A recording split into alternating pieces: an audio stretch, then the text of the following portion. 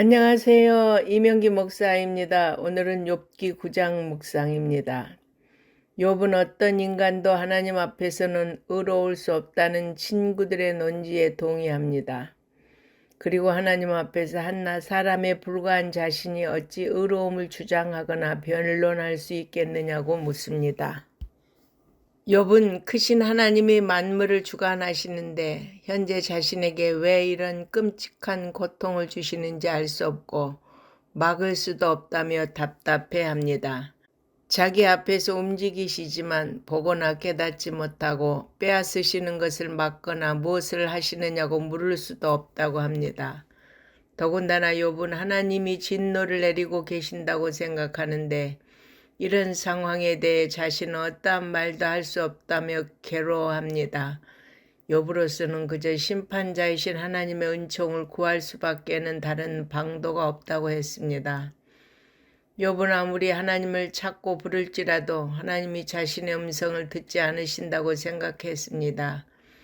자신의 고통이 사라지지 않고 오히려 점점 더 힘겨워지기 때문입니다. 그는 하나님이 자신을 폭풍으로 치시고 까닭없이 상처를 깊게 하시며 숨 쉬지 못할 정도로 괴로움만 채우시는 분이라고 하면서 자신이 의로울지라도 정죄하시는 분이라고 말합니다.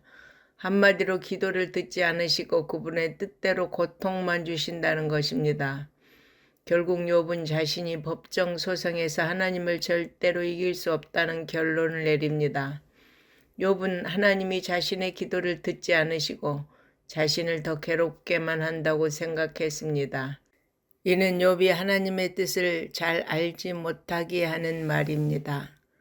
하나님은 독생자를 우리를 구원하기 위해 십자가에 내어주셨는데 어찌 우리의 기도를 외면할 수 있겠습니까?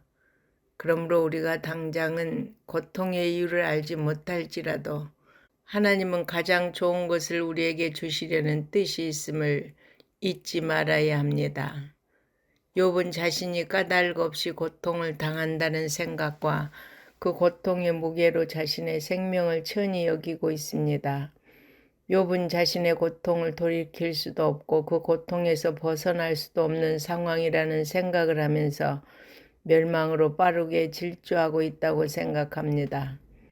욥의 고통은 죄 때문이 아니어서 그에게 필요한 것은 오로지 하나님에 대한 바른 이해가 필요했습니다.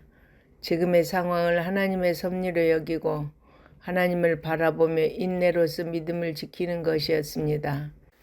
그러나 그러한 지식이 없기에 욥은 죽도록 답답할 뿐이었습니다. 욥은 어떤 노력으로도 고통스러운 현실에서 벗어날 수 없다고 하면서 하나님과 자신 사이에 판결자가 있어서 자신의 결백을 드러낼 수 있었으면 좋겠다고 했습니다. 그래서 하나님의 고통의 막대기가 떠나가고 더 이상 하나님의 위험을 두려워하지 않아도 되는 상황이 되기를 바라고 했습니다. 욥에게 있어서 가장 큰 고통은 자신이 알 수 없는 고난을 당하고 있음에도 불구하고 하나님과 더불어 변론할 수 없다는 사실이었습니다.